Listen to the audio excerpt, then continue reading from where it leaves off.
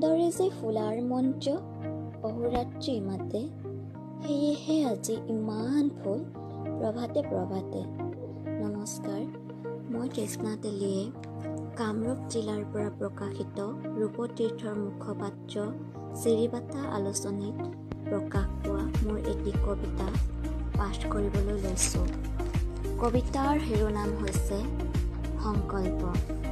নৱবৰ্ষত নৱ অনুভৱেৰে জীৱন গঢ়াৰ নৱ পৰিকল্পনা, হাজাৰ বাধা নেওচি জিনিব বিচাৰোঁ জীৱন জীয়াৰ ৰং। মনত আশা, দুচকুত স্বপ্ন জীৱন উদযাপনৰ, সাফল্যৰ বাটেৰে আগবাঢ়ি যাবলৈ স্থিৰ কৰিছোঁ মন। মাতৃভাষাৰ মান ৰাখিবলৈ, কবিতাৰ চাপৰি সেউজ কৰিবলৈ, সংগ্ৰাম লগ্নতে লৈছোঁ সুদীৰ সপোন। সাহিত্যৰ সাগৰত সাঁতুৰি নাদুৰি, শব্দৰ চোতালত খেলিব বিচাৰোঁ ময়েই তৃষ্ণা, তৃষ্ণাটোৰ মোৰ মন। ধন্যবাদ।